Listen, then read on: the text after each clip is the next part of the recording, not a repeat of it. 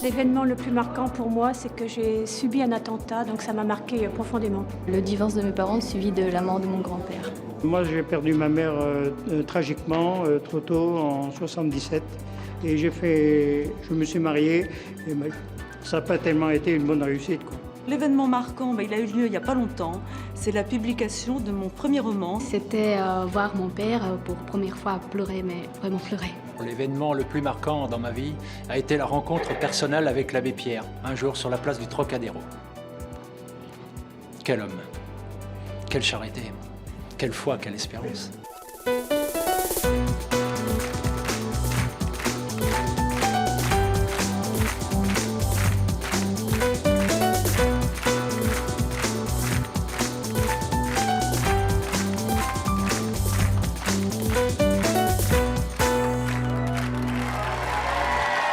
Bonjour à tous, nous nous souvenons tous d'un jour très précis où notre vie a basculé après un événement heureux ou dramatique. Aujourd'hui, eh bien, ce sont des personnalités de tous horizons qui vont venir sur notre plateau nous raconter cette journée particulière quand leur vie a basculé.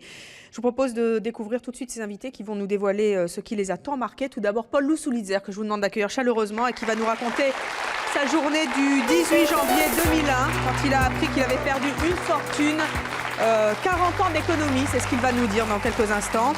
Herbert Léonard, qui va nous raconter sa journée du 12 mars 1970, quand il a eu un accident de la route qui a brisé sa carrière. Sophie Thalmann va venir nous raconter sa journée du 13 décembre 1997, quand elle est devenue Miss France. Pierre Botton va nous raconter, lui, sa journée du 10 janvier 1996, quand il a franchi les portes de la prison. Jean-Luc Romero, le conseiller régional d'Île-de-France UMP, va lui nous raconter sa journée du 29 septembre 1987, quand il a appris sa séropositivité. Enfin, l'ancien coureur automobile Philippe Streff va nous raconter, lui, sa journée du 15 mars 89, quand il a eu un accident de Formule 1 qui allait le rendre tétraplégique. Je le remercie d'être aujourd'hui parmi nous. Alors, à vos côtés, il y a Sophie Thalmann. Sophie, bonjour. Bonjour. Vous, c'est la télé, hein, votre truc. Hein. Elle a toujours eu un rôle essentiel dans votre vie. Petite, vous la dévoriez de vos yeux et vous rêviez un jour d'en faire. Et puis, il y a eu l'élection de Miss France, tout le monde s'en souvient. C'était le 13 décembre 1997. Là, votre vie a basculé. Qu'est-ce qui s'est passé dans votre tête quand vous avez compris que c'était vous, Miss France 97 ? C'était super flou. C'était un grand moment de joie, de bonheur, parce que j'étais la seule à être élue ce soir-là. Mais en même temps, j'ai du mal à décrire ce que j'ai ressenti, parce qu'il y avait aussi un peu une petite touche d'inquiétude, parce que j'allais plonger dans un autre univers et je ne savais pas du tout ce qui allait m'attendre. Vous le sentiez ? Ben oui, un petit La peu. bascule, vous l'avez senti tout de suite ? Tout de suite, ouais. Vous avez su que plus rien ne serait comme avant pour vous ? Je ne m'attendais pas à ça, non. Ça arrivait trop vite. J'étais étudiante en audiovisuel à Nancy, j'avais une petite vie bien rangée comme tout le monde, et du jour au lendemain, paf, j'ai été mis en haut de l'échelle par cette élection. Tout le monde m'a vue, tout le monde me reconnaissait après dans la rue, mais le soir même, c'est trop difficile à décrire, quoi. Il s'est passé plein de choses. Alors justement, vous vous souvenez bien de cette journée très très particulière. Ouais. Quelle est l'image qui vous reste en mémoire ? Je crois que c'est vraiment le moment où Jean-Pierre Jean-Pierre Foucault, oui, a dit que c'était moi qui avais gagné, en fait. C'est encore ce mot-là, Miss France, Miss Lorraine, quoi.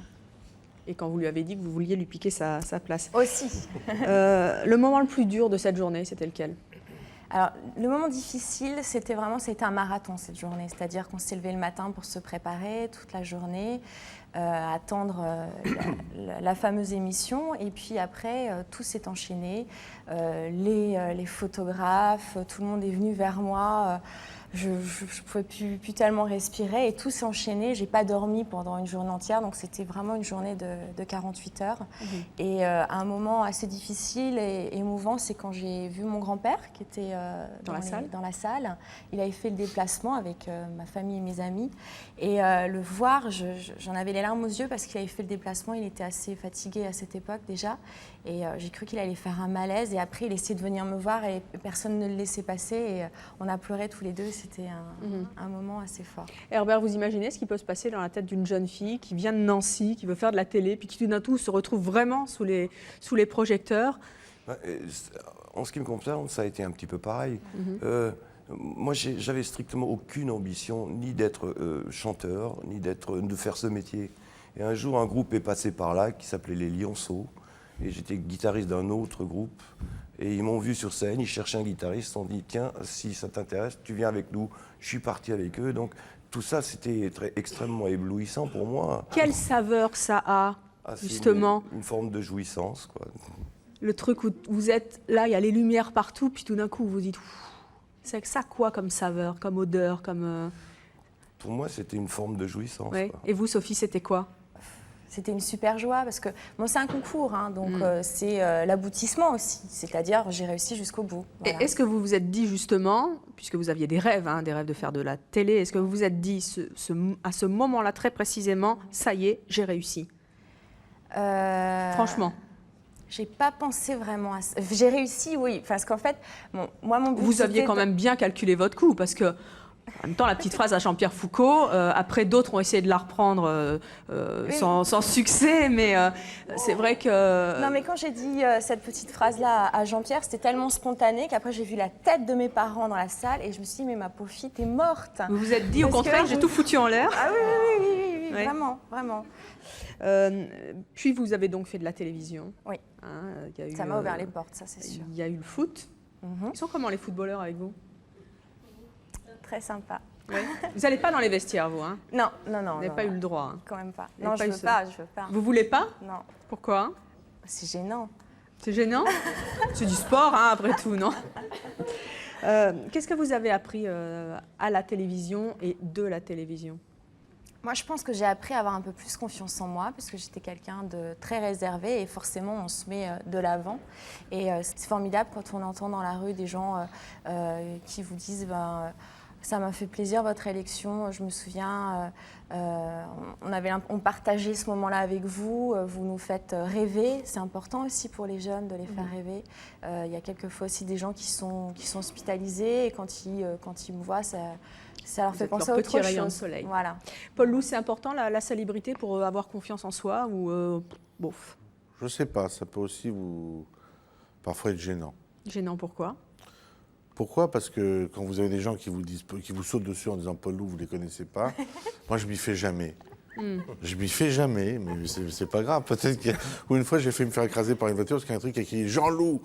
Et moi j'étais en train de traverser, j'ai fait un bond et il y a une voiture qui est passée tout près. Non, franchement, mais c'est bien sûr que ça vous aide. Quand vous mettez des livres en vente en librairie, si on parle beaucoup de vos bouquins et que vous êtes connu, vous vendez quand même mieux qu'un type qui démarre dans la vie. C'est comme ça, hein, c'est la règle du marché, j'allais dire. Sophie, qu'est-ce que ça vous a apporté, vous, la célébrité? Il n'y a que des avantages, il y a beaucoup plus d'avantages que d'inconvénients. On est invité partout, on est notre passe-droit, quoi. On fait tout ce qu'on veut. Est-ce qu'il y a quelque chose de spécial ou quelqu'un qui vous a marqué très particulièrement? À part Jean-Pierre Foucault, évidemment. Un autre animateur télé, ce serait Jean-Luc Delarue. Parce que ça tombe bien. Bah oui. C'est le producteur de l'émission. Voilà. Pourquoi? Parce que c'était mon modèle en télévision. Comment? C'était mon modèle en télévision. Je le regardais souvent à midi quand il présentait une émission le temps de midi. Et j'arrivais souvent en retard aussi au lycée à cause de ça. Et je rêvais un jour qu'il y ait enfin un thème qui me corresponde pour pouvoir être invitée dans son émission. Un peu comme là aujourd'hui. Et du fait de mon élection, il m'a invitée 3 fois après à participer à ses propres émissions. Et ça, c'était fabuleux. C'était un rêve de le rencontrer. C'était sur quel thème? Alors, l'élection. Après, c'était sur les vaches, parce que j'aime beaucoup les vaches. Et c'est bon à savoir, on peut vous inviter sur le thème des vaches. Voilà, c'était le salon de l'agriculture. Sacré Jean-Luc. Et il y avait des vaches, donc voilà, j'étais invitée. Et puis la 3e, je ne sais plus. Si ce jour de l'élection n'avait pas eu lieu, qu'est-ce que vous seriez aujourd'hui? Vous feriez de la télé? J'espère, parce que je partais pour en faire. Je faisais vraiment les études qu'il fallait dans ce sens-là. Maintenant, je pense que malheureusement, je ne veux pas être pessimiste, mais je pense que je serai encore en train de ramer et je ne serai pas là, non. Enfin, je ne pense pas. Je serai vraiment peut-être assistante, je ne sais pas, mais ça serait pas La arrivé route aussi aurait été vite, plus longue. Surtout à Nancy, en fait, c'est difficile. Quand on est à Paris, on connaît du monde, c'est plus facile. Moi, à Nancy, c'était pas évident. À vos côtés, il y a Pierre Botton. Pierre, bonjour. Bonsoir, Evelyne. Grâce à vos succès professionnels, vos succès en politique au sein du RPR et de l'UDF, vous êtes devenu l'ami des puissants pendant pas mal de temps, l'ami aussi des vedettes. Et puis vous êtes, vous, l'homme d'affaires, devenu l'affaire d'une autre affaire, c'est-à-dire la vôtre. Tout a commencé le 10 janvier, c'était en 1996. Là, votre vie a basculé ce jour-là. Qu'est-ce qui s'est passé? C'était le rendu du jugement. Et j'ai été condamné à 5 ans, dans 18 mois avec sursis. Mais j'ai surtout été arrêté à la barre. On vous a passé les menottes? Oui, c'est-à-dire que je ne m'attendais absolument pas à être arrêté comme cela ce jour-là. Vous pensiez repartir libre? Mhm. Quel effet ça fait quand on est persuadé qu'on va sortir comme un homme libre et que tout d'un coup on vous passe les menottes? C'est un monde qui s'effondre.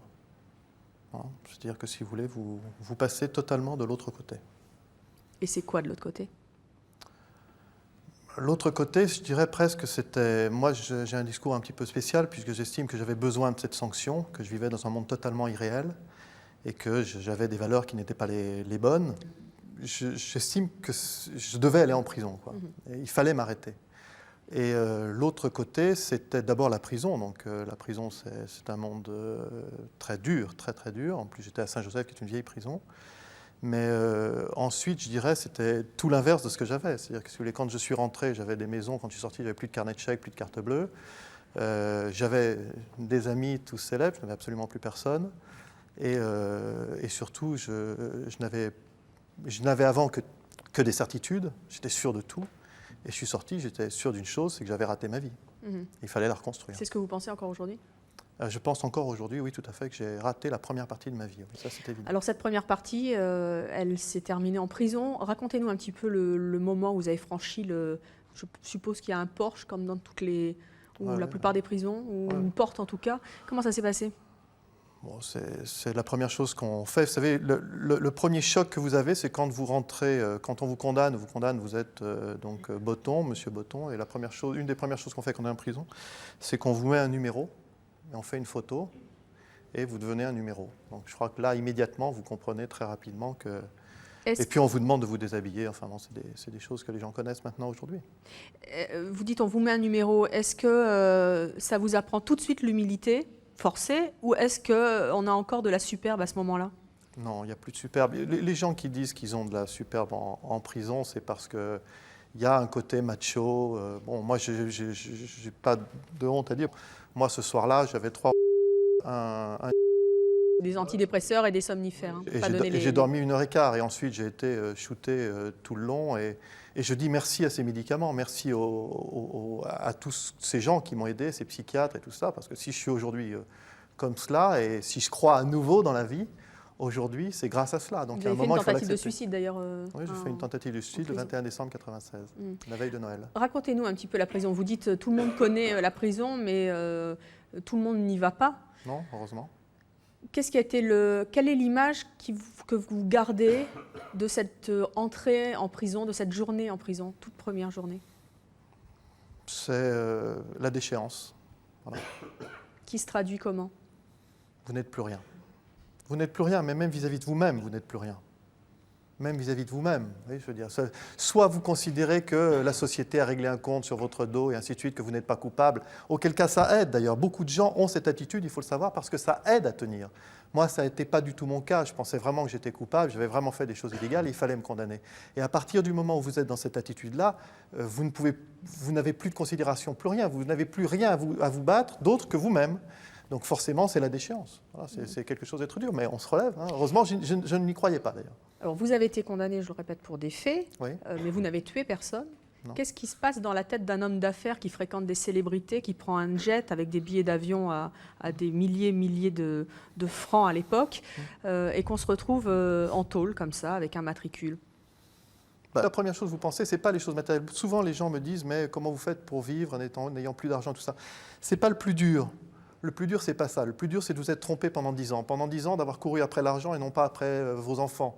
d'avoir couru après des rendez-vous avec des célébrités et ne pas être allé chercher vos enfants à l'école. Ce temps-là perdu, vous ne le retrouverez jamais. Vous m'avez dit tout à l'heure, j'ai raté la première partie de ma vie. Ouais. Vous avez dû changer. Ouais. Qui vous êtes aujourd'hui par rapport à celui que vous étiez? Je crois que je suis devenu quelqu'un de sincère, voilà, je crois que ça. Mais si je suis venu là, c'est parce que, vous savez, quand je suis sorti de prison, j'étais soigné à Sainte-Anne. Avant, quand j'étais chef d'entreprise... Oui, un hôpital psychiatrique. Et l'hôpital des fous, pour les moments, c'est les fous. Et avant, si on m'avait dit quelqu'un, il est à Sainte-Anne, je disais, oui, d'accord, c'est un fou. Et moi, j'ai été là-dedans. J'ai été avec ses pyjamas, j'ai été un zombie, shooté et tout cela. Et aujourd'hui, je crois que j'ai rien dans zombie. Et donc, si j'essaye de mener ce combat-là, c'est parce qu'il y a des gens qui m'ont aidé, il y a des gens qui y sont encore. Et je veux leur dire qu'ils doivent y croire. Parce que moi, je pensais que ce n'était pas possible. J'ai fait une thèse, quoi. J'ai voulu quitter, quoi. Tentative de suicide. Aujourd'hui, par force, vous avez dû apprendre, en tout cas à travers l'épreuve de la prison, l'humilité. C'est ce que nous vous avez dit aujourd'hui. Est-ce que quand on reconstruit une vie, même si on a la volonté de la faire différemment, on la reprend nécessairement sur d'autres bases? Est-ce que vous n'avez pas des tentations de temps en temps de refaire ce que vous avez fait? Aucune. Aucune. Aucune. Aucune, parce que ça me dégoûte. Et puis, excusez-moi, mais je connais un petit peu les règles du jeu maintenant, de tous les milieux. J'ai côtoyé le show business, la politique, donc je connais bien les règles du jeu. Et si vous voulez, ça ne me tente plus. Je vous répète, si j'ai le choix entre... Très sincèrement. Ah oui, oui, mais vraiment... On vous donnerait un ticket pour retourner dans l'autre monde, celui d'avant. Ouais, non. Franchement, même c'est très difficile pour moi à entendre parce que j'ai des difficultés financières. Je dois encore beaucoup d'argent, j'en bave. Mais si vous voulez, je préfère ce qu'il y a aujourd'hui parce que j'ai le sentiment que c'est vrai. Puis peut-être l'espoir d'arriver à autre chose et peut-être de rattraper un peu le temps perdu avec mes enfants en tout cas. Pierre Botton, c'est difficile de donner des conseils aux autres, mais vous savez qu'aujourd'hui, il y a tout un phénomène chez les jeunes qui veulent accéder facilement à la célébrité parce que ça paye dans tous les sens du terme. Qu'est-ce que vous pourriez donner comme quand même petit conseil à ces Vous savez, gens-là? parfois sur les plateaux de télévisés, j'en rencontre. La première chose, sortez jamais la carte bleue. C'est-à-dire que vous n'avez pas à payer pour les autres. C'est la première des choses. Si vous êtes à une grande table, regardez qui vous invite. Pourquoi? Il y a toujours un but. Tout à l'heure, je posais la question en coulisses à Sophie si elle était attirée, si elle était shootée à la télévision. Puis elle m'a répondu oui, j'aime bien ça. Et je lui dis vous n'y êtes pas vraiment, vous avez la tête froide parce que si vous y étiez réellement... Elle dirait non? Elle dirait non. Voilà. Donc je pense que déjà, elle apparaît très, très saine. Voilà. Donc je crois qu'il faut faire très attention, puis très attention aux gens qu'on rencontre. Vous le savez mieux que personne, Evelyne, dès qu'on est à la télévision, les gens viennent, s'intéressent à vous. Vous savez qu'ils s'intéressent à vous parce que vous êtes à la télé ou parce que vous avez de l'argent. Philippe a connu ça malheureusement quand il était pilote de F1. Tout le monde voulait le voir pour aller sur les Grands Prix de F1. Aujourd'hui, il est sur un fauteuil roulant. Il n'y a plus personne de gens pour le pousser. Il n'y a plus beaucoup de gens pour le pousser. C'est le cas, Philippe? C'est vrai, j'ai eu la chance de me reconvertir dans ce milieu. Donc je suis toujours présent dans le milieu de la Formule 1 et on m'appelle encore toujours pour avoir par exemple des places pour le karting de Bercy que j'organise. Mais enfin, avoir des places, oui. Il y a encore un petit peu ce genre de le regard des gens sur vous a changé. Vous qui avez côtoyé aussi un milieu où il y a beaucoup d'argent, beaucoup d'enjeux et beaucoup de paillettes, beaucoup de showbiz, le milieu des courses automobiles. J'ai fait le tri parmi mes amis, c'est certain. Bonjour. Bonjour, je m'appelle Liliane. Je voudrais savoir si une expérience comme celle que vous avez eue, malgré la difficulté de cette expérience-là, si finalement ce n'est pas cette difficulté-là qui fait que vous pouvez réussir votre vie maintenant, c'est-à-dire lui faire prendre une autre orientation et finalement éviter de passer à côté des choses importantes de la vie. C'est ce qui me maintient en vie, madame. Ce que vous venez de dire, c'est ce qui me maintient en vie. Sans ça, je pense que je ne me serais pas raté le 21 décembre 1996. Herbert Léonard. Des succès, vous en avez eu d'autres que pour le plaisir dans votre carrière. Elle a débuté en 1967. Exactement. Et pour un artiste, la route mène à la gloire, en général. Elle est longue, cette route. Et vous, elle s'est terminée, avant de rebondir, mais elle s'est terminée le 12 mars 1970. Qu'est-ce qui s'est passé ce jour-là? C'était le début de la fin, on va dire. Eh bien, je me souviens que j'allais très très vite dans ma voiture et que j'étais en retard pour un gala. J'étais un peu perdu en Belgique et j'ai raté un virage. Je suis passé sous un camion et j'ai été défiguré pendant 1 an. Qu'est-ce que ça a changé dans votre vie? C'est-à-dire que j'étais pas vraiment cassé, j'étais plutôt défiguré, ce qui fait que j'ai pas pu me montrer pendant pratiquement 1 an. Et lorsque j'étais à nouveau montrable, je me suis rendu compte qu'il n'y avait plus personne autour de moi. C'est parce qu'à l'époque, on vous oubliait très très vite. Je ne parle pas des gens, je parle du métier. on vous oubliait très très vite, ce qui fait que quand j'ai voulu vraiment relancer cette carrière qui s'était arrêtée pendant 1 an, je me suis rendu compte que je ne savais plus à qui m'adresser parce qu'il n'y avait plus personne. Et après, quand vous êtes réveillé après l'accident? Je me suis réveillé assez vite, mais ce qui était terrible, c'est que je me suis vu dans une glace parce qu'on m'avait recueilli dans une maison où j'étais à moitié scalpé, où j'avais la peau éclatait de partout, quoi. Puis ensuite, je me suis retrouvé dans une maternité où on m'a recousu et mal recousu. Ça a été terrible. Je me suis dit que ma carrière était foutue, quoi. Et puis c'était vrai. Pendant 10 ans, elle a été foutue. La première chose à laquelle vous avez pensé en vous réveillant, c'était quoi? C'était de me regarder dans une glace parce que je ne comprenais pas ce qui me passait dans mes yeux. Je ne voyais pas bien. Je croyais que j'étais aveugle. Et j'ai vu une glace, je me suis regardé dedans et j'ai vu le désastre. Je me suis dit, c'est mort. Pour la carrière de chanteur, c'était mort, quoi. C'est aussi bête que ça. Hein. Je n'ai pas eu le temps de réfléchir à quoi que ce soit. Et puis d'abord, ce n'était pas le moment de réfléchir à quoi que ce soit. Vous imaginiez, quand vous avez pris la route, que votre vie pouvait basculer? Pas du tout, non. Aucun pressentiment, rien du tout? Non, mais même tous les matins. Mais je ne pense pas à ça parce que j'ai appris 2 choses. D'abord, c'est qu'il fallait vivre au jour le jour. Enfin, en tout cas, c'est ma philosophie. Et puis ensuite, on peut toujours s'en sortir. La preuve, c'est que je m'en suis sorti. Mais c'est quand même difficile quand on se voit ressembler à Frankenstein pendant 1 an. C'est quand même très dur, quoi. On ne sait pas très bien à quoi va pouvoir ressembler l'avenir. Alors l'avenir, après, il y a eu 72. Et là, en 72, votre vie a basculé une nouvelle fois. Qu'est-ce qui s'est passé? C'était plutôt en début de 73. J'ai d'abord fait un disque avec quelqu'un que j'aime beaucoup, qui s'appelle Gérard Manset, qui était un énorme bide, il faut bien le dire. Puis ensuite est venu un producteur qui m'avait fait un tube et qui m'a dit « Je vais reprendre ta carrière en main ». On a fait 2 disques extrêmement rapidement qui ont été d'énormes bides. Et un jour, il s'est arrêté chez moi, en allant sur Paris parce que j'habitais sur sa route. À 9 h du matin, il a débarqué chez moi et il m'a fait une dissertation en disant... La conclusion, c'était qu'il avait bien étudié mon cas et il s'était rendu compte que je n'avais plus de public. Il a sorti mon contrat, il l'a déchiré devant moi. À quoi vous avez pensé quand il a déchiré le contrat devant vous? Alors là, j'ai pensé que c'était la fin du monde, une 2e fois, quoi. Une 2e fois, ça a été la fin du monde. Qu'est-ce que vous avez fait après? Comment vous avez rebondi, justement? J'ai eu 2 chances, presque tout de suite après. La première, c'est la naissance de ma fille. Et la deuxième, c'est que j'avais une passion, que j'ai toujours, qui est l'histoire de l'aviation. Depuis tout petit déjà. Et là, j'ai rencontré quelqu'un qui travaillait pour un magazine qui a disparu depuis, et qui m'a dit « Je cherche du monde pour travailler avec moi, parce que je suis débordé. » Et j'ai travaillé pour ce journal pendant 10 ans. La chanson s'est rangée dans un coin de ma mémoire. Et vous êtes devenu journaliste? Et je suis devenu journaliste, voilà. Je gagnais beaucoup moins d'argent qu'avant. Je n'étais plus à la télévision, ni sur les radios, j'avais plus rien de médiatique.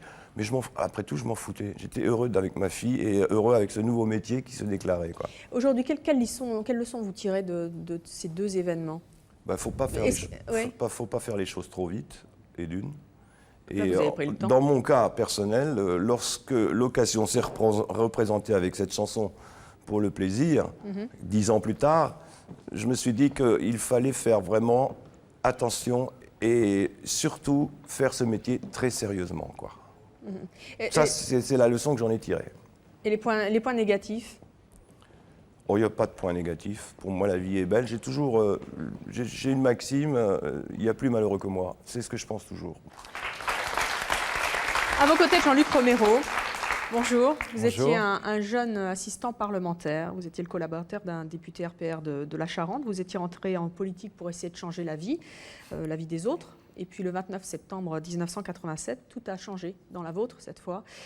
Tout ça à cause d'un événement qui a tout fait basculer. Qu'est-ce qui s'est produit ce jour-là?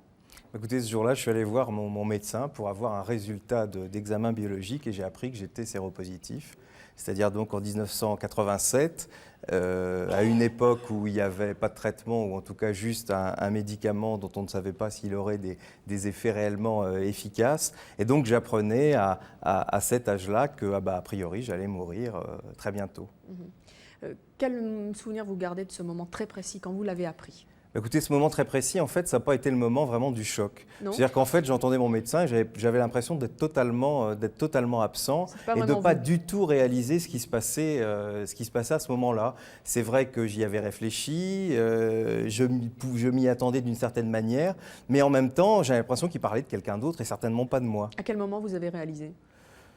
J'ai vraiment réalisé, je crois, un mois plus tard, quand j'ai eu les résultats, les résultats de mes défenses immunitaires, ce qu'on appelle les T4. Et vous savez, en général, quand vous êtes en bonne santé, vous en avez entre 500 ou 600. Et quand vous passez en dessous des 200, c'est une frontière rouge. Et quand vous êtes en dessous de cette frontière rouge, surtout à cette époque-là, où je rappelle, il n'y avait pas de traitement, vous déclarez des maladies opportunistes, comme on les appelle, et en général, il ne vous reste plus très longtemps. Et donc, un mois après avoir eu mon test, j'apprenais que j'avais moins de 200 T4 et que donc j'étais a priori là vraiment condamné. Et là, ça a été la première fois où j'ai vraiment réalisé que tout ça pouvait se terminer très très vite. Très très vite, puisqu'à l'époque, on avait une espérance de vie assez courte. On ne savait pas en fait, le sida, on le connaît à peu près depuis les années 80-81, et donc à ce moment-là, on n'avait absolument aucun recul, et je vous dis, il y avait juste un médicament qui s'appelle les gens en général qui déclaraient la maladie, qui passaient en dessous de ce seuil fatidique, mouraient souvent très très rapidement. Qu'est-ce que ça a changé dans votre façon de voir les choses ? Peut-être de voir la politique d'ailleurs. C'est-à-dire que moi, contrairement à d'autres, j'ai besoin de faire plein de choses, peut-être pour oublier que la vie passe très vite, que je n'ai pas une notion avec le temps qui est très longue. Les gens s'étonnent toujours parce que j'ai toujours plein de projets, je fais toujours plein de choses, les gens me le reprochent souvent, mais c'est vrai que quand on a comme ça une espèce d'épée de Damoclès, même si aujourd'hui ça fait 17 ans, mais à ce moment-là, j'imaginais absolument pas que je serais là 17 ans après, on a besoin de se donner des échéances tous les 2 ou 3 mois. Et donc on a une vision à très court terme qui n'a d'ailleurs pas changé aujourd'hui. C'est-à-dire qu'aujourd'hui, je ne peux même pas prévoir, des gens ont déjà prévu leurs vacances de Noël. Moi, les vacances de Noël, je les prévoirais une semaine avant. Donc c'est vrai que c'est un rapport au temps qui est totalement différent et puis aussi une façon de s'occuper des gens qui sont autour de vous complètement différente. Alors votre vie, elle a à nouveau basculé. Ça, c'était en octobre 2000. Qu'est-ce qui s'est passé ? Là, un journal, un magazine gay a dénoncé mon homosexualité. En plus, un mois avant que je le fasse, puisque c'était prévu de le faire avec Le Monde. Et ça a été quelque chose de violent et sur le coup, certainement beaucoup plus violent que d'apprendre ma séropositivité. Parce que je me suis retrouvé dans une espèce de torrent de boue à la fois de certains journalistes et puis aussi d'une partie de la communauté homosexuelle qui ne me connaissait pas. De quoi vous vous souvenez par rapport à cette journée-là ? Quand vous avez lu le papier, qu'est-ce qui s'est passé ? Vous avez vu quoi ? Vous avez ressenti quoi ? D'abord, je l'ai appris, j'arrivais à Nice où je devais faire une réunion pour une association que je préside qui s'appelle Élus locaux contre le sida. Et j'avais 8 messages sur mon portable, dont un de mon collaborateur qui m'apprenait donc qu'il y avait cet article et que déjà des journalistes, des gens étaient informés. Et c'est vrai que c'était quelque chose qui m'a un peu assommé. Puis j'avais l'impression, alors que je n'ai pas honte de ce que je suis, j'assume ce que je suis, et j'avais l'impression d'être sale. Pour violer votre intimité ? Oui, c'est ce que j'ai écrit d'ailleurs dans un livre qui s'appelle « On m'a volé ma vérité ». Mais quelque part, j'avais l'impression d'être souillé en plus par le regard des gens. C'est quelque chose d'assez bizarre et d'assez difficile et qui a été difficile à vivre d'ailleurs dans les semaines qui ont suivi ce mois d'octobre. Comment vous avez géré mentalement le scandale ? Mentalement, le premier problème que j'ai eu, c'est que je devais, dans les jours qui suivaient, aller voir ma mère pour lui parler de mon homosexualité, ce que je n'avais jamais fait. Ah, c'était pas le problème politique, en gros, parce que bon, il n'y a pas beaucoup d'hommes politiques qui font leur coming out sans... Vous vouliez le faire, mais en fait, le journal avait fait avant vous. Je devais donc, avant de faire ce coming out, comme vous dites, aller voir ma mère. Je n'ai pas de double vie, je n'étais pas marié, je n'ai pas de faux enfants, etc. Mais en même temps, c'est vrai que ma mère, je ne lui cachais pas mes petits copains, en même temps, on n'avait jamais parlé. Et il fallait, évidemment, avant d'en parler à un journal, quand même que j'en parle avec ma mère, qui en plus venait de perdre mon beau-père, donc vous imaginez une situation pas très très facile. Et j'ai dû faire ça dans les pires circonstances, c'est-à-dire au téléphone, et en même temps que j'en parlais au téléphone, elle a entendu les radios, les télévisions, etc. parler de ça. Et je crois que ça a été atroce. Bon, c'est une femme qui a 70 ans, qui n'avait jamais dit le mot homosexuel dans sa vie. C'était quelque chose de difficile pour elle, comme pour beaucoup de gens encore aujourd'hui, malheureusement. Et c'est vrai que tout lui est tombé d'un seul coup et ça a été des moments extrêmement difficiles entre nous. Il a fallu quelques mois pour qu'on arrive à avoir ce que j'ai appelé notre heure de vérité. Mais c'est vrai que ça a été des moments pénibles pour elle, où elle a une dépression, etc. Et aussi pour moi, je vous dis, ça a été plus violent que d'apprendre ma séropositivité. J'ai perdu à cette époque-là 7 ou 8 kilos en très très peu de temps. Rassurez-vous, je les ai récupérés depuis et je vais très bien. Mais c'est vrai que ça a été quelque chose d'extrêmement violent. Quand vous vous baladez au Conseil régional d'Île-de-France, puisque vous êtes conseiller, ou quand vous allez faire un tour à l'Assemblée, quel est le regard des gens sur vous? Bon, écoutez, est-ce qu'ils vous font sentir que vous êtes différent parce qu'on a appris publiquement que vous étiez homosexuel, séropositif et tout ce qui va... En face, jamais. Non, ça, on fait pas ce genre de choses en face. Je crois que c'est pas tellement mon homosexualité, c'est peut-être le fait que j'ai révélé ma séropositivité qui est le plus difficile, où, vous savez, il est dans n'importe quel milieu d'ailleurs. Avouer que vous êtes séropositif, vous souffrez d'un cancer ou d'une autre pathologie, c'est pas de bon ton parce que c'est quelque part reconnaître une faiblesse. Moi, je pense qu'au contraire, on peut faire une force de sa maladie, de son handicap. Je pense que vous serez d'accord avec moi, mais pour les gens qui ont la chance, eux, de n'avoir aucun problème, pour eux, c'est une espèce d'avis de faiblesse. Et quand vous êtes dans la politique, vous n'avez pas le droit d'être faible. Et je crois que c'est ça, et je le vois dans les jours qui viennent, où certains sont, disons, peu sympathiques à mon égard, parce qu'ils ont quelque part l'impression que je suis totalement impudique parce que j'ose parler de séropositivité. Est-ce que ça vous a apporté aussi une force, tout ce qui ces deux faits qui ont fait basculer votre vie? Incontestablement, parce que vous savez, quand vous avez tout dit, quand on sait tout sur vous, qu'est-ce qui peut vous arriver de pire? Mais c'est pas terrible justement qu'on sache tout sur vous. On sait tout, on sait les choses importantes qu'on a pu utiliser, ce qu'on a fait dans ma carrière politique. C'est pas le sentiment que vous avez une carte de visite sur vous. Oui, mais celle-là, c'est le conseiller régional qui est homosexuel et séropositif. Oui, mais celle-là est pas gênante parce qu'elle me permet de faire avancer un certain nombre des thèmes qui sont importants pour moi. Et je crois qu'il est important sur le SIDA de donner un visage à la maladie. C'est quelque chose de trop abstrait. On oublie aujourd'hui que dans ce pays, il n'y a jamais eu autant de gens qui vivent avec le SIDA. On n'en parle presque plus. Et je crois que pour moi, c'est pas du tout un problème, au contraire. Paul Sulitzer, bonjour. Bonjour. Vous avez connu le succès dans vos affaires, chez les libraires, avec vos best-sellers financiers comme Le Roi Vert ou Monnaie. Il y en a eu 68 en tout, je crois, des livres qui ont connu le succès. Vous êtes devenu le symbole de l'argent roi, immortalisé dans la chanson d'Alain Chousson, qu'on doit vous ressortir très très souvent, Foule sentimentale. On nous, Paul Sulitzer, tout le monde a cette phrase à la bouche. Vous étiez au sommet quand le 18 janvier 2001, quelque chose s'est passé dans votre vie a basculé. Qu'est-ce qui vous est arrivé ce jour-là? C'est l'histoire d'une trahison. J'étais un mari comblé avec 2 enfants, une fortune personnelle confortable, pas de soucis majeurs. Bon, j'avais quelques problèmes dans une affaire, mais ce n'était pas très grave.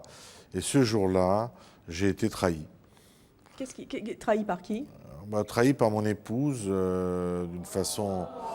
Non, pas sur le plan d'une histoire d'amour, parce que ça aurait été sympathique.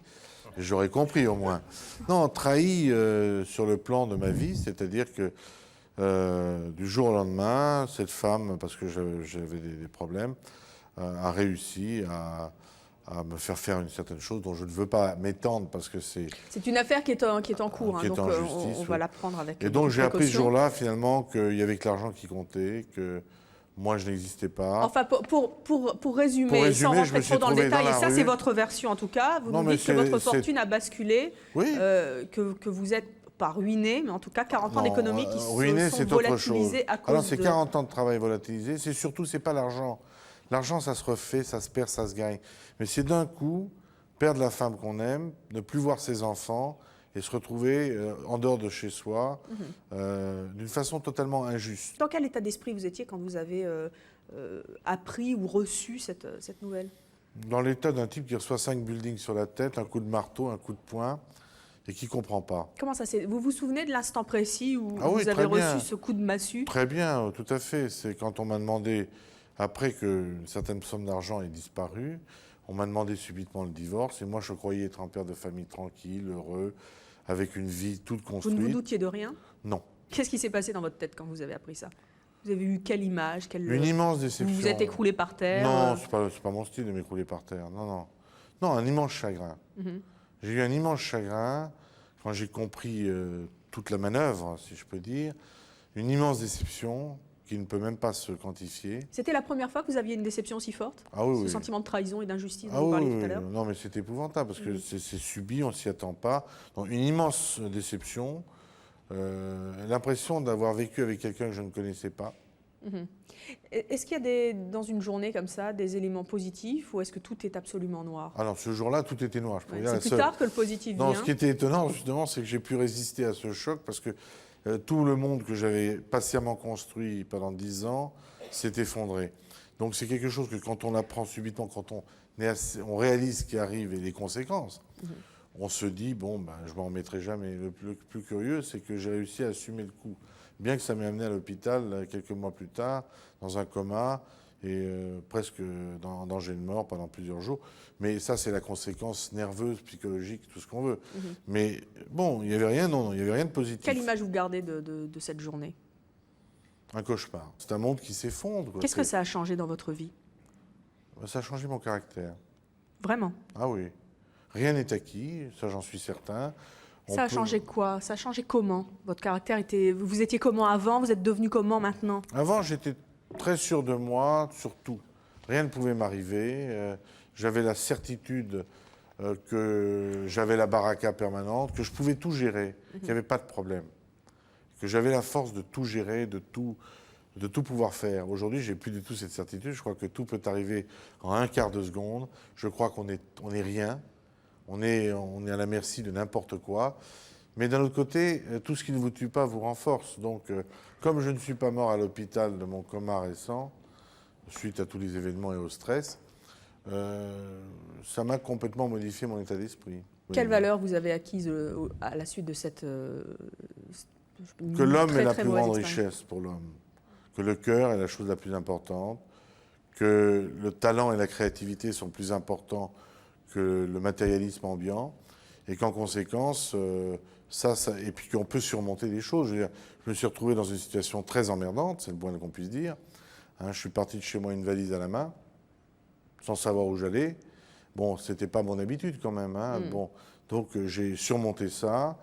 Je me suis rendu compte qu'on pouvait surmonter des situations, qu'il fallait être fort, qu'il fallait que tant qu'il y a de la vie, tant qu'on a la santé, on est quelqu'un qui peut rebondir, qui peut faire, qui peut créer. C'est ce que j'essaie de faire. Et là, vous vous apprêtez à sortir un livre, je crois que c'est fin octobre. Oui. Vous racontez votre histoire dans ce livre? Pardon, je ne suis pas assez rapide pour ça. J'ai besoin déjà de la digérer, de la mûrir. En tout cas, ce livre s'appellera Le Président et il sortira aux éditions Stock. Oui, ça c'est le prochain livre. L'autre, après, ça sera, à venir. Ça sera une biographie personnelle, mais ça sera dans 16 mois. Il faut que je digère tout ça bien et que je le supporte bien avant de pouvoir le coucher sur le papier, parce que c'est pas... Bonjour. Bonjour Evelyne, je m'appelle Catherine. Moi j'ai une question pour Monsieur Sulitzer. Je vous en prie. Voilà, je comprends un petit peu ce que vous ressentez au fond de votre cœur, mais bon, on dit toujours qu'après l'amour il y a la haine. Et après la haine, déjà, est-ce que vous pensez que vous allez pouvoir lui pardonner? Je n'ai aucune haine. Aucune haine, c'est déjà bien dans votre cœur, c'est déjà une bonne chose. La haine, je n'en ai pas, je ne sais pas ce que c'est. Ouais. J'en ai jamais eu d'ailleurs pour qui que ce soit. Ouais. C'est un sentiment qui ne me correspond pas du tout et que je n'ai même pas eu pour des gens qui m'ont fait du mal. Bon, si vous voulez, c'est la déception, le sentiment que j'ai. Une immense déception. C'est autre chose. Un immense vide, je pense que vous avez un immense vide à l'intérieur de vous-même. Et puis, il y a le sentiment d'une forte injustice. Oui. Et autre question, est-ce que vous pensez que vous allez pouvoir redonner toute votre confiance à une nouvelle femme, totalement? J'ai un avantage dans la vie, c'est que je ne m'amalgame pas les choses. Je pense qu'il y a des gens formidables et qu'il y a des gens qui n'ont pas de valeur, enfin de valeur humaine, j'entends, qui sont des espèces de robots, ou ce que vous voudrez, je me donnerai. Bon, donc moi, je redonnerai ma confiance à une femme.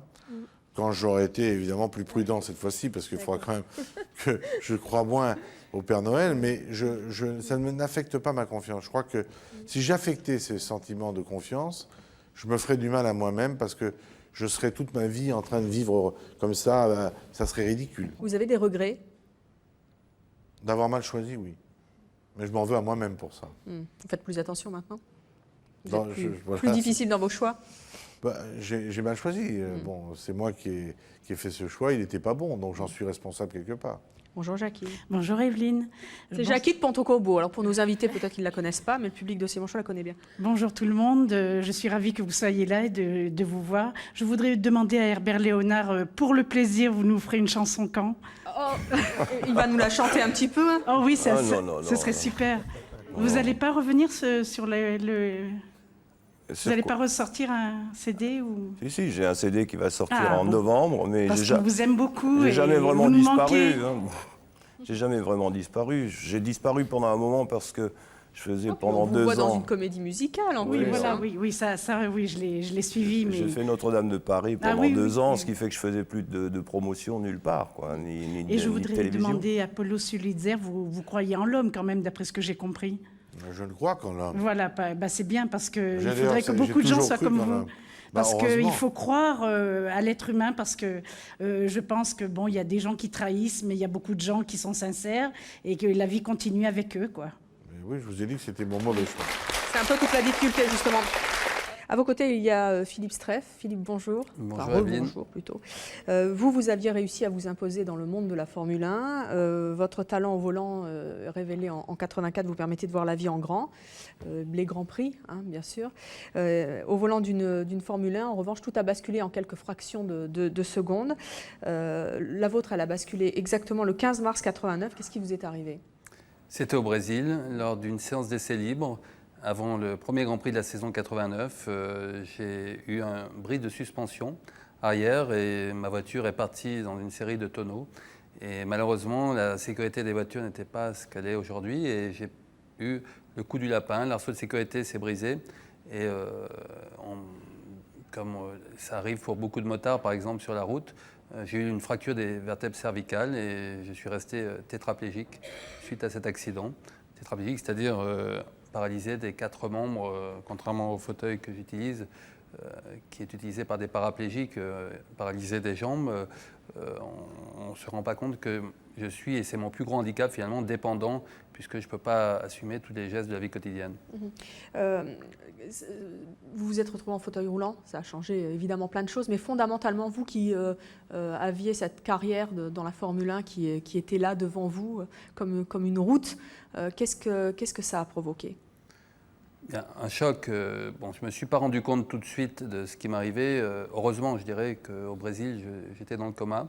J'étais rapatrié en France, j'ai eu 1 mois de coma, puis ensuite 3 ans d'hospitalisation, de rééducation, et ça a été la partie de ma vie la plus difficile, je dirais, d'essayer de me reconstruire une seconde vie. Quand vous êtes réveillé, quand vous êtes sorti du coma, qu'est-ce qui s'est produit? Bien, c'était au moment du 3e au 4e Grand Prix de la saison. Pour moi, la vie s'est arrêtée au premier Grand Prix au Brésil. Et je demandais aux infirmières qui étaient autour de moi, je m'étais rendu compte que j'avais eu un accident, mais je voulais être rétabli le plus vite possible.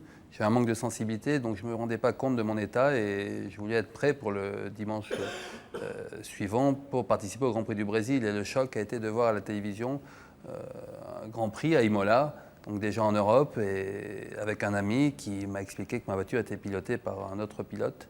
Donc ma voiture que j'avais mise au point tout l'hiver avec mon numéro, et ça a été le gros choc. J'ai dit mais pourquoi c'est pas moi qui la pilote? Donc et on m'a expliqué que je pourrais plus repiloter, et puis petit à petit au fil des mois que je pourrais plus remarcher non plus, et donc ça a été progressivement bien sûr un choc, mais aussi pendant la rééducation beaucoup d'espoir de retrouver une vie normale. Qu'est-ce que vous avez ressenti quand on vous a dit ça? Tu pourras plus conduire la voiture, c'est pas toi, plus marcher. Ça a été un choc, comme Pierre, j'ai eu des envies suicidaires.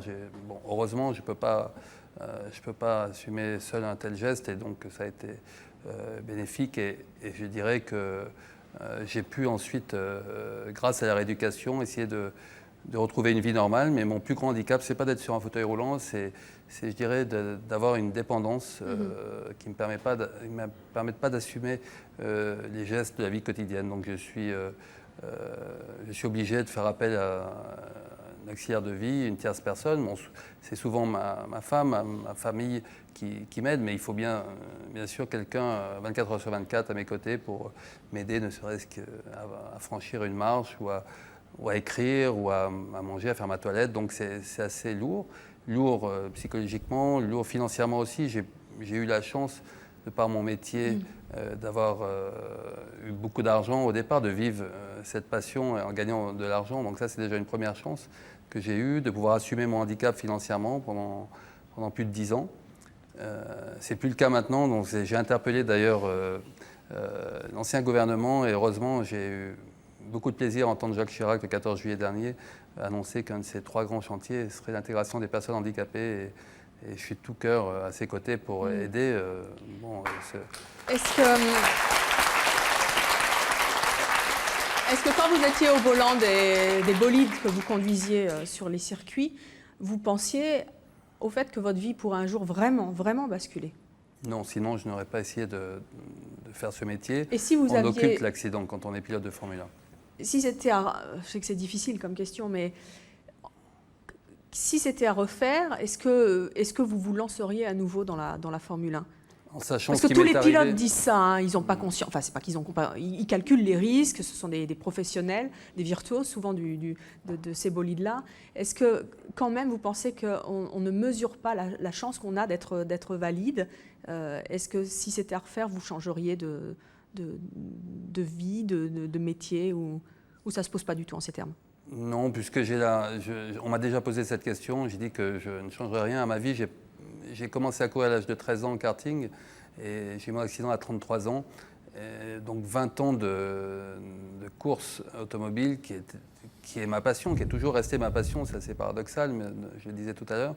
Mais j'ai vécu vraiment ce que je rêvais de faire pendant 20 ans. J'ai bien vécu, comme je disais ensuite, en Formule 1 pendant 5 ans. Et donc je ne regrette pas, et a fortiori, puisque j'ai pu me reconvertir dans ce monde-là. Il y a un point positif d'ailleurs. Est-ce que vous tirez une leçon de tout ça? Est-ce qu'il y a une force de tout ce... Oui, je dirais que pour les gens qui nous regardent et qui sont dans des centres de rééducation, parce que le plus dur, c'est l'année ou les 2 ans souvent de rééducation qui suit un tel accident, une lésion de la moelle épinière, qu'on soit para ou tétraplégique, qui est très difficile de reconstruire une vie. Et je voudrais donc passer un message à ces personnes qu'il ne faut pas baisser les bras, c'est le cas de le dire, il faut vraiment essayer d'utiliser les moyens que donne la rééducation maintenant pour être le plus autonome possible, ça c'est important, et que même en fauteuil roulant, la vie est possible. Ce n'est pas grave d'être sur un fauteuil roulant à partir du moment où on peut continuer à travailler et à vivre, si possible, une passion. C'est ce qu'on souhaite. On vous a entendu tous avec des histoires différentes avoir un point commun. Un jour, votre vie bascule, il se passe quelque chose. Est-ce que vous vous sentez plein de connexions? En écoutant chaque histoire, ça vous a rappelé des moments, le moment où ça bascule? Pierre, Paul? Ça me rappelle simplement que j'ai de la chance et que quand on voit le courage, la volonté de Philippe, mon problème, il est ridicule.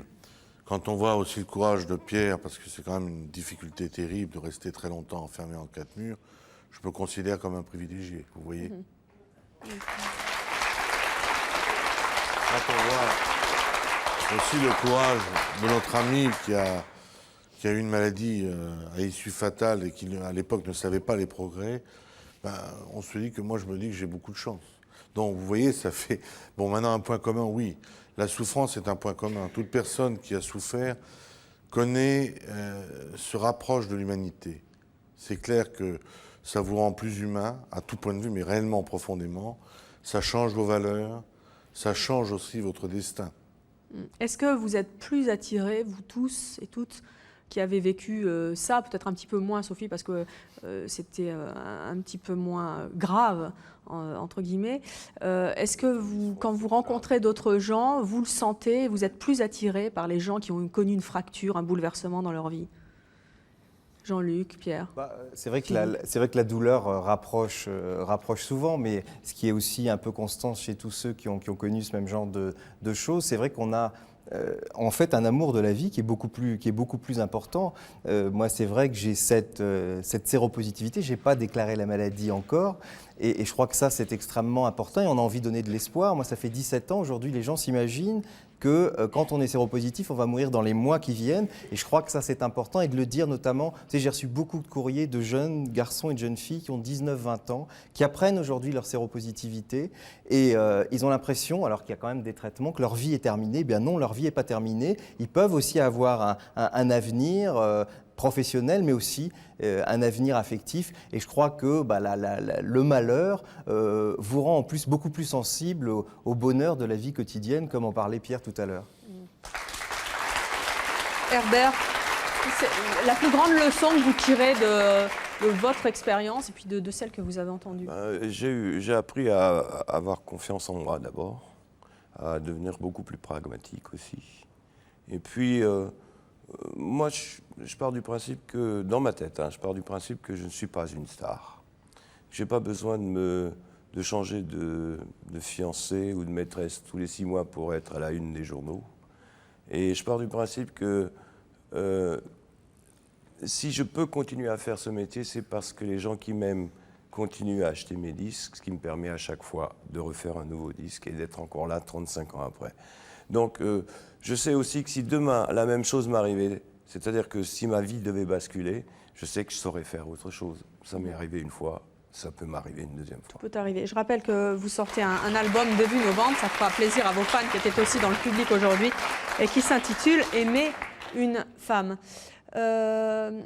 Jean-Luc, quand vous entendez tout ce que vous avez entendu, quelles leçons vous tirez de tout cela, vous qui êtes aussi un homme politique?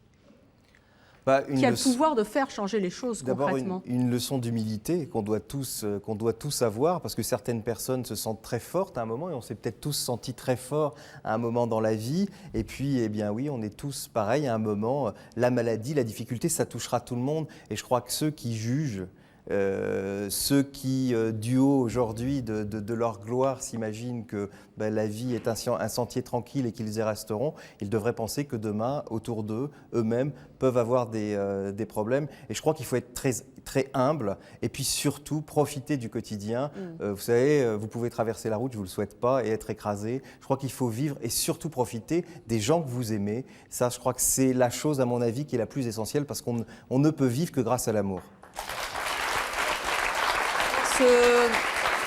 Ce sentiment qu'il faut nécessairement moins d'arrogance dans la vie, c'est aussi quelque chose que vous avez en vous, Pierre Botton, et que vous conseillez peut-être à Sophie pour le monde qui l'entoure. Pas pour elle, j'entends bien. Elle n'est pas du tout, elle est à l'abri. Mais non, je crois surtout qu'on doit, quand on a souffert, essayer, dans la mesure du possible, d'éviter que ça arrive à d'autres. Donc je crois vraiment qu'on a ça, quelque part, je répète... Comme une mission ? Pas une mission, mais en tout cas, toutes les fois qu'on a l'occasion, soit de rencontrer quelqu'un qui est sur la pente ascendante, soit qui croit que tout va filer, que tout va bien, non pas d'avoir un regard pessimiste, mais seulement de lui dire fais attention. Moi, je me rappelle de Paul Bocuse, qui est mon parrain, qui me disait toujours Pierre, fais attention. Et je ne l'écoutais pas parce qu'il avait 20 ans de plus et tout ça. Vous voyez, je veux dire. Et aujourd'hui, je me retrouve un petit peu dans la même position. C'est un petit peu ce que j'ai fait avec Sophie tout à l'heure. Il faut essayer de faire attention. Et la deuxième chose, c'est franchement les valeurs matérielles, c'est rien. La force des sentiments, c'est extraordinaire. Eh bien, merci d'être venu nous raconter le jour où votre vie a basculé, tous et toutes. Merci beaucoup. Merci à vous d'être venus sur le plateau de C'est mon choix et à vous de nous avoir suivis comme chaque jour. À bientôt.